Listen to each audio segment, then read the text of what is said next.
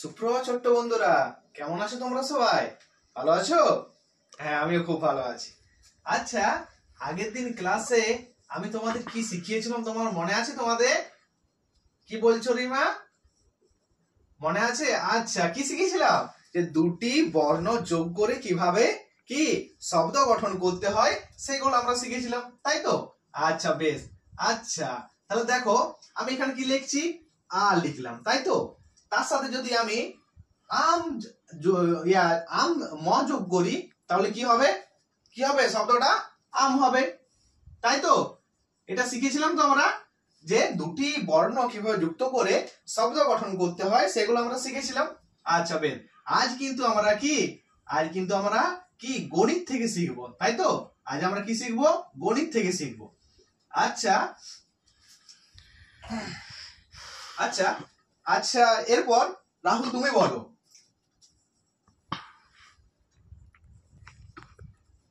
আচ্ছা, আমি কি লিখেছি? প্রথম অক্ষরটা ব লিখেছি। আচ্ছা, আর সেকেন্ড অক্ষরটা কি লিখেছি? দ্বিতীয় অক্ষরটা ক লিখেছি, তাই তো? এরপর দেখো, আমি যদি এরপর যুক্ত করি, একটা বর্ণ যুক্ত করি, এখানে আমরা র লিখলাম, তাই তো? এরপর র। এরপর বলো, এই বয়ের সাথে র যোগ করে কি হবে, আর বয়ের সাথে কয়ের সাথে র যোগ করে কি হবে? কেউ বলো আমাকে, বলো। হ্যাঁ, ঠিক বলেছো।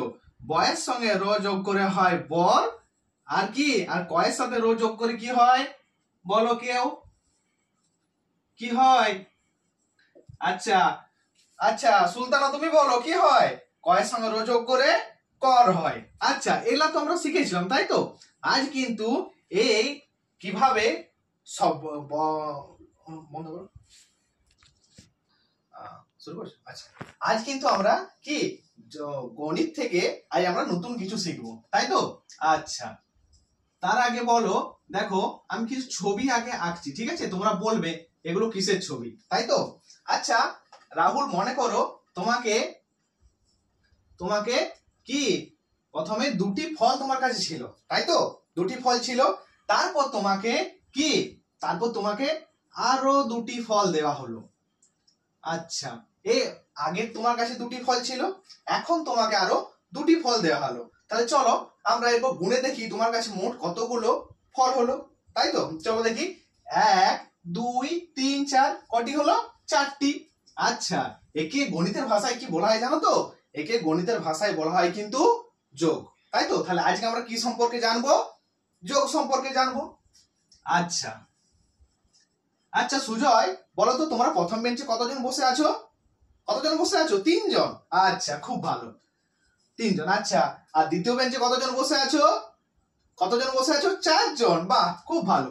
তাহলে চলো আমরা দেখে নিই আমরা মোট কতজন বসে আছি, তাই তো?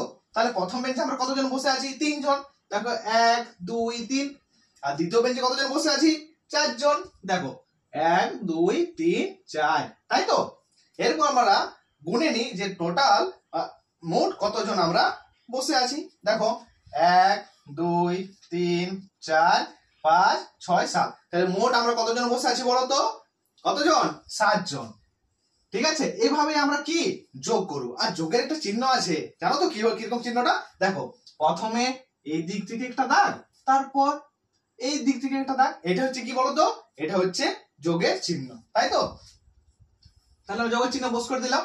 আচ্ছা দেখো, এরপর তাহলে তোমাদেরকে আমি কিছু বোর্ডে করতে দিচ্ছি, তোমরা খাতায় টোকো। হ্যাঁ, দেখো 4 নিচে 2, তাই তো? 5 3 4 নিচে 4। এই যোগগুলো আমাকে করে দেখাও।